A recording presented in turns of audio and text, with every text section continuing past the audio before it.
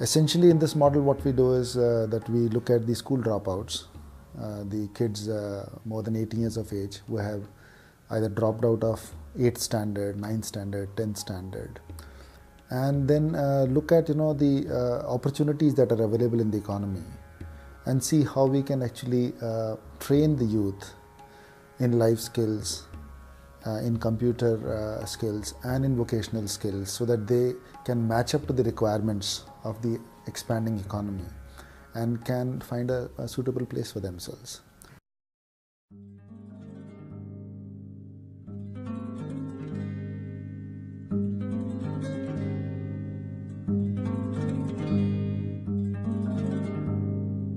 I think MSDF brought in a lot of practices from their portfolio, from their worldwide experience, which actually made a lot of our processes very robust.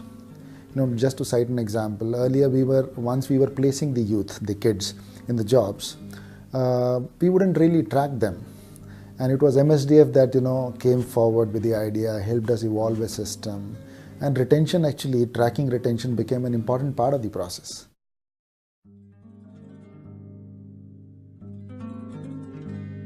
I think when MSDF came in, so they brought in new thought to begin with. In the past, the way we were working, there was funding done from different sources. Like there was a government which was involved. There was also Dr. Reddy's which was paying as a company to cover the administrative costs.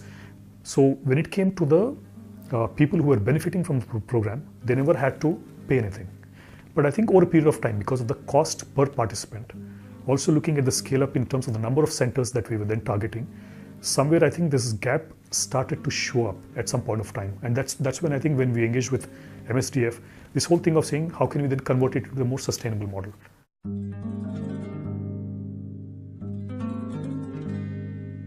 We have innovated a lot on bringing the cost of delivery down so that it can match the paying price of the poor. As little as 2,000 rupees is the fee that we are presently asking for our program, which is 2 months, 2.5 months program.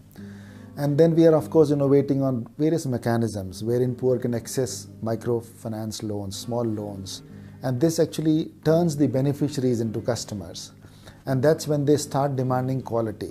That's when they start demanding the proper delivery of services. Our vision is also to make sure that to make the largest impact in livelihoods, that we build a sustainable, institutionalized practice within the foundation, which can then not only directly impact in terms of implementation, but also serve the needs in different ways by partnering with various stakeholders. In the livelihood training space, I think this is a game changer.